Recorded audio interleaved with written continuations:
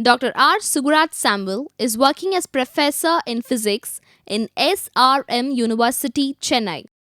He is also training students for IIT JEE, AIEEE, and BITSAT. He has more than 16 years of academic experience both in teaching and research. He has published a book titled The Complete Handbook of Bachelor of Electronic Science Practicals. It is prescribed book in the syllabus for BSc Electronic Science by University of Madras. He has attended and presented papers in several national and international conferences and conducted many training programs and workshops. He has experience in both regular classroom teaching and also online teaching. His research areas are ultrasonics, polymers, crystal growth, and photovoltaic systems. Welcome to UGC lecture series on Applied Sciences Electronics. We have been listening to a series of lectures on the subject Electricity and Basic Electronics for the BSc Electronic Sciences degree program. This subject is the first subject in the first semester. This lecture is the 44th lecture in the series. Before we start the lecture, let us see the session outline for today's lecture.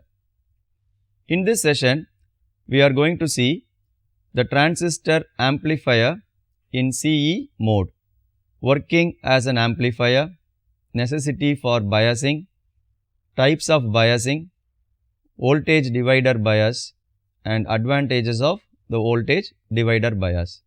In the last lecture, we have got a standalone topic, that is comparison of the transistor in three modes of operation.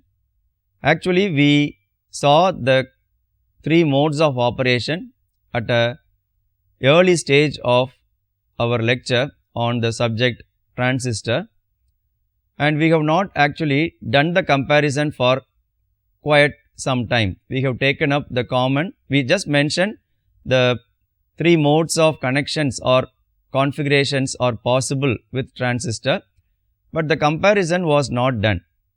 We have taken up the common emitter configuration and studied about it very elaborately, like the characteristics and then application of the transistor based on the output characteristics and the different regions of operation of the transistor in the characteristics.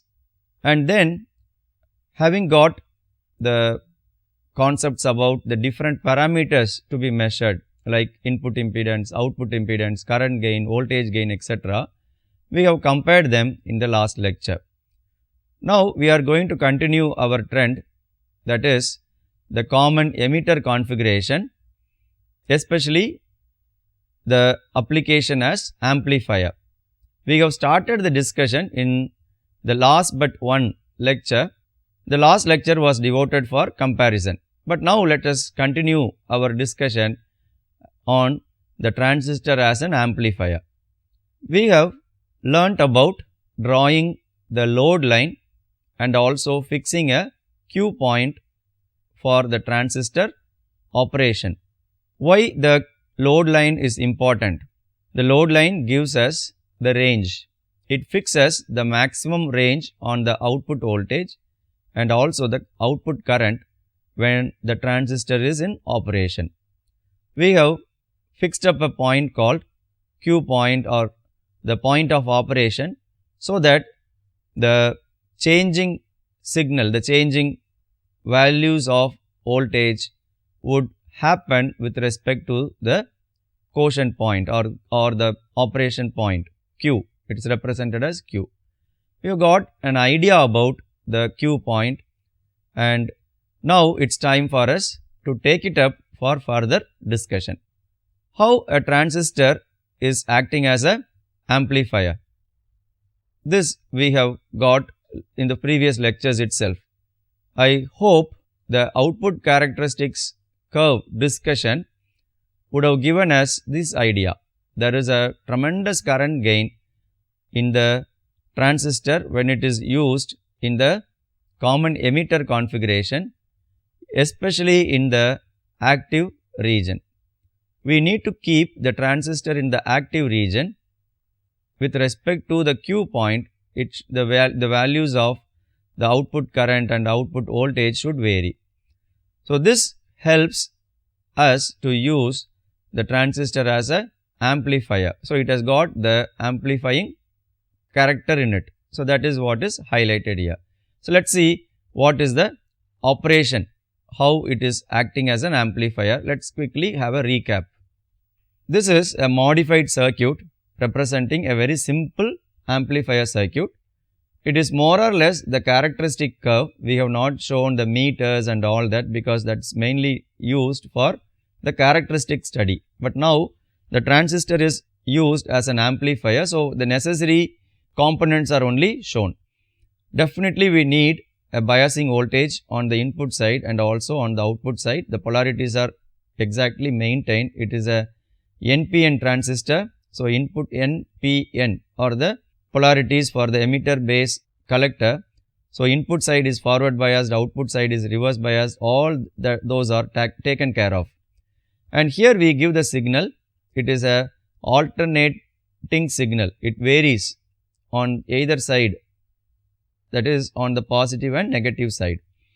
And we take the current or the voltage across this resistor. It is called the collector resistor. With this, the transistor is working as an amplifier.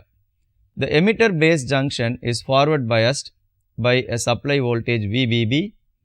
The input AC signal to be amplified is applied between the base and emitter of the transistor, which was represented in the diagram. RC is the load resistance. The amplifying action of the transistor can be explained as follows. This diagram shows the trend of the change that is happening in the base current and the emitter current, and there is a linear variation. So, both are currents here. This is in microampere, IB is in microampere, IC is in milliampere. So, this is the input current, this is the output current. There is a tremendous amplification happening, and this point Q is the operating point or quotient point.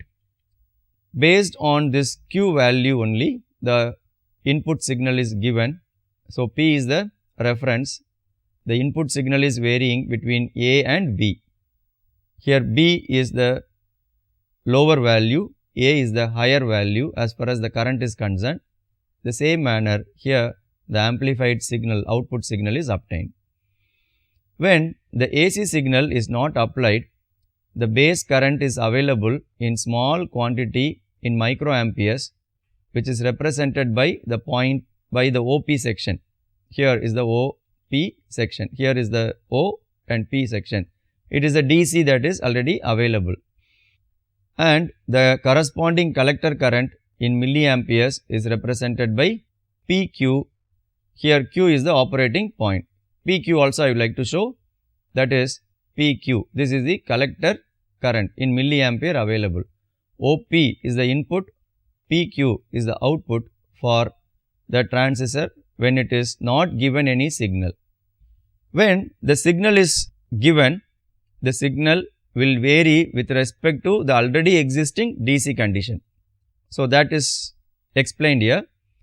When the AC signal voltage is applied, the potential difference between the base and emitter changes continuously.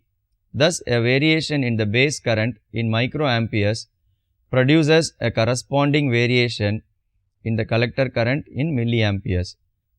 This produces a corresponding potential difference across RC. The increase of potential difference across RC makes a decrease in the output voltage. Therefore, there is always a phase reversal of 180 degree between the input and output voltage in CE amplifier. The signal is to be amplified at an operating point Q point in the active region. Once the operating point is established, it should not change. if the Q point shifts near the saturation line or the cutoff region, the signal will be distorted after amplification. The proper selection of operating point and maintenance of emitter voltage during the process of the signal is known as transistor biasing. Now, we have got an idea of the working of transistor as an amplifier. When the input signal is given with respect to Q, the change is happening on the output side. If the Q point is shifted to the saturation side or the cutoff side, then accordingly the signal distortion would occur. That's why we need to keep the Q point fixed. How do we maintain the Q point fixed to the pre-decided position? That is called biasing. To make the transistor work properly, we need to have a proper biasing for the transistor. When we see the way in which the biasing is to be done, it seems very simple for us, because right now we have got some idea about the biasing. It is the input forward biased and output reverse biased. That is the general rule we follow. Do we have to use two different power supplies for biasing the transistor? Can't we use a single power supply for biasing both the input and output? So, we are in search of having a single power supply to bias the transistor.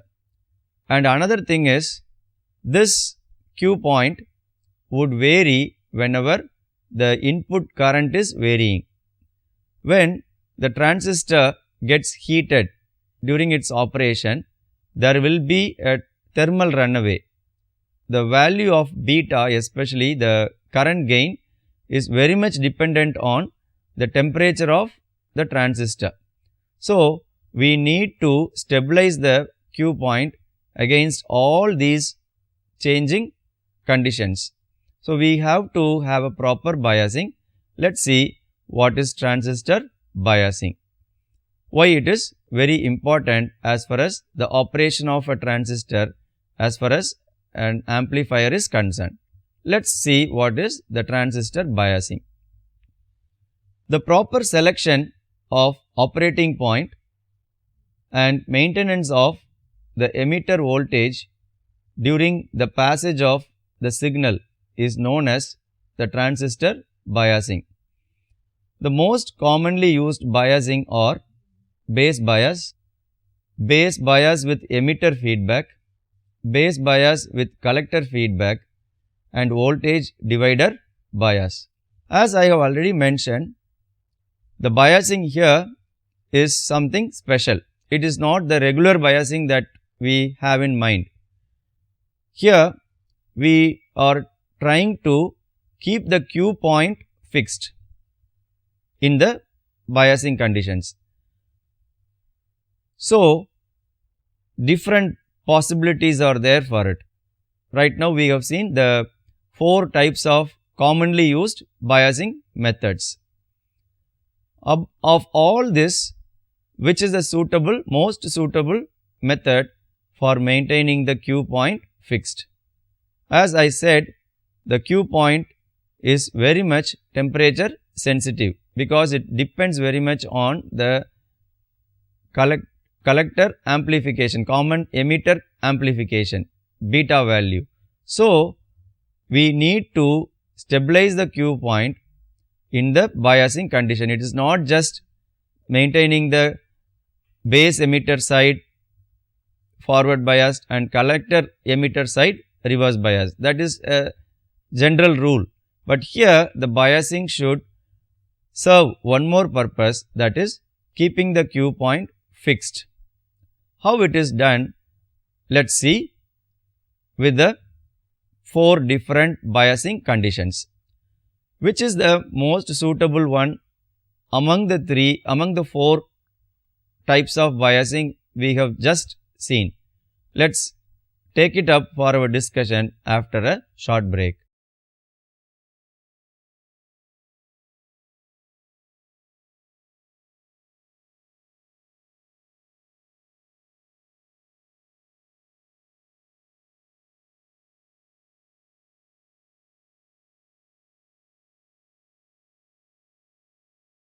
Welcome back.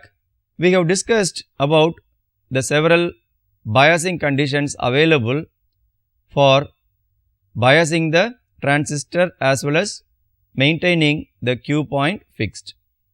Let's see why the Q point is to be fixed and what will happen if it is not fixed constant during the operation of the transistor as an amplifier.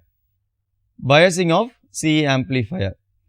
The principle involved in all these types is to obtain the required base current corresponding to the operating point under zero signal conditions. In all the bias circuits except the voltage divider bias, the collector current depends on the current gain beta. But beta of the transistor is very sensitive to temperature changes. For this reason, it is desirable to have a bias circuit which is independent of beta. This requirement is met by the voltage divider bias circuit. We have seen the availability of different types of biasing circuits, the 4 circuits which I have mentioned earlier. Except the voltage divider bias, the remaining 3 biasing circuits very much depend on the beta. Here beta is the current gain, and of course the current gain is dependent on temperature. So, fixing the Q point against the temperature is very difficult, but it is achieved only in the voltage divider bias. The remaining bias circuits depend on beta very much, so it is very much dependent on temperature. Now, we are not going to discuss the other 3 types of biasing circuits with expressions and all that, just we have mentioned that as a fact here. So, we are not going to take it up for our discussion, it is beyond the scope. So, we are going to take up the voltage divider biasing circuit. What is this circuit and how this voltage divider biasing enables the point Q or the operation point Q to be fixed against the thermal conditions. Let us see what is the voltage divider bias. Now, we are having a look at the voltage divider circuit. Here the signal input is not shown because it is the biasing condition is highlighted, but we have only one power supply, that is VCC. Though the power supply is physically not shown, the positive of the power supply is connected here at VCC and the negative of the power supply is connected to this common ground connection. So, across this we have only one power supply. Input side does not have any power supply separately for the biasing of transistor. How this one single power supply is able to forward bias the input side? When we take this loop by Kirchhoff's law, this VCC is dropped across R1 and R2. Here we have RC and RE connected to the collector and emitter respectively, and the R2 is connected almost to the base. It is connected across the base emitter terminal, that is R2, and additionally we have R1. Because this R1 and R2 have the voltage divided across them, this biasing is called voltage divider bias. Supply or the biasing volt supply VCC is divided across 2 resistors R1 and R2, and that division is happening, the voltage is divided. So, the biasing is also called by that name, it is voltage divider bias. Now, when this circuit is considered, we are able to have a clear understanding that the potential drop across R2, the resistor connected across the base and emitter junction, gives the necessary forward biasing for the transistor. Let us have the circuit once again and see how the forward biasing is achieved. See here, this potential drop the potential drop across R1 is of not any use. It is just used for dividing the potential, but the voltage across R2 gives the necessary forward biasing for the VBE, for the base emitter junction. So, once it is forward biased, this transistor is ready to work as an amplifier, is kept in the active region. How it is kept in the active region? We need to discuss that, because in the active region only we have the Q point. So, this tells how the biasing is done with the help of a single power supply. The name of this biasing is voltage divider bias. Now, what is the advantage of this bias? How it helps in maintaining Q constant at the active region, that too at a fixed point. This is how it is. This is the most widely used method of providing bias and stabilization to a transistor. In this method, two resistors R1 and R2 are connected across the supply VCC and provide the biasing. The emitter resistance RE provides the stabilization. Here, stabilization means keeping the Q point fixed. The voltage drop across R2 forward biases the base emitter junction. This causes the base current and hence the collector current to flow in zero signal conditions. The stabilization provided by RE can be explained as follows. Since beta is very sensitive to the changes in temperature, the collector current IC increases with rise in temperature. Consequently, it can be seen that IE increases. This will cause the voltage drop across the emitter resistance RE to increase. The voltage drop across R2 is the sum of the voltage across base emitter junction and voltage across RE. RE here is a resistor. As the voltage drop across R2 is independent of IC, VEB decreases. This decreases the IB, and the reduced value of IB tends to bring back IC to the original value. Hence, any variation of beta will have no effect on the operating point. To understand the concept just now we have read out, let's have a look at the circuit diagram. I'll quickly show how the stabilization is possible with the help of RE. See here, when there is a increase in temperature, that will make the IB, here IB is not shown, but there is a IB which we have seen in the other circuits. The IB will increase, so IC will also increase. When this IC increases, as the IB increases, the IE will also increase. It's because of that only. So, the IE will make the potential drop across RE increase. Because there is a potential drop now across RE, which is also increasing, the VBE will again decrease, because we are maintaining the supply voltage VCC constant here. So, once the R2, the voltage across R2 is maintained constant, between these two the voltage should get adjusted. If VBE increases, that will in turn increase RE. So, VBE has to decrease. Once VB decreases, the IB decreases and the IC is decreased further.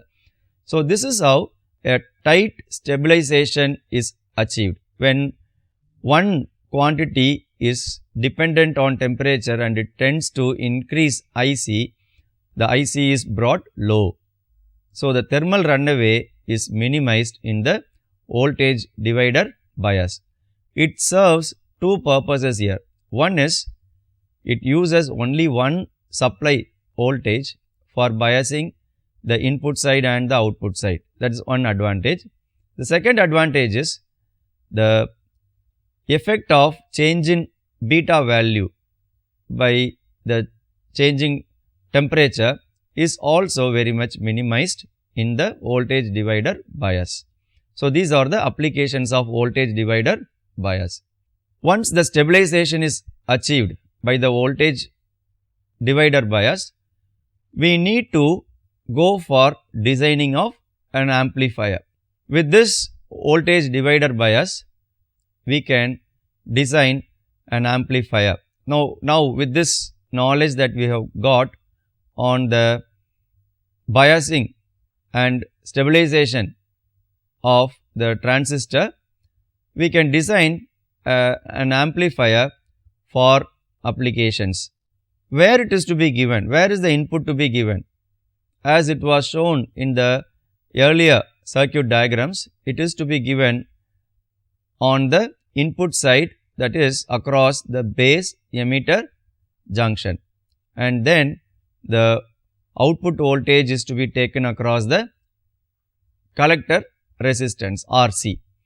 What will happen when we give a signal as an input after proper biasing and after proper stabilization? There will be an increase in the current. The signal current will increase because the current amplification in the RE mode is very high. But when we design an amplifier, it should amplify a signal. What is a signal? It is a varying one. The voltage will be varying between a positive value and a negative value. It will be oscillating. When such an oscillating voltage is applied as an input, will it not change the biasing of a transistor? Will it change the biasing conditions or not? But that's what we have learned now. The biasing condition should not get affected. The Q value should be fixed. What fixes the Q value? The additional resistor that we connect across the emitter and the ground connection, on the emitter side, that RE stabilizes the circuit. Once it is done, we can give the input signal very well within the permissible range. It will not drive the Q point from the fixed position. It will not take it to the saturation side or cutoff side. It will be maintained in the active region. And second thing is, when we give a varying signal, that is the frequency of different values, what about the response of the amplifier circuit? So we need to study the frequency response of the amplifier for various frequency values, namely from the low frequency to high frequency. So we will study about the frequency response of the transistor in the upcoming lectures. So with the concept of voltage divider bias and stabilization of the Q point, I would like to wind up the lecture at this stage. Before we close this session, let's see the summary of today's lecture. In this session, we have seen the transistor amplifier in CE mode with the working of transistor as amplifier, the necessity for biasing, different types of biasing, the voltage divider bias, and the advantage of voltage divider bias. Before we conclude this session, let's test our understanding by answering these few questions. Explain the working of transistor as an amplifier in CE mode. What is biasing of transistor amplifier? Mention different types of biasing. What is voltage divider biasing? And explain why it is the most preferred biasing over the other types of biasing. With this, I would like to conclude today's lecture, and we will see the frequency response of the transistor amplifier in the next lecture. Thank you for listening.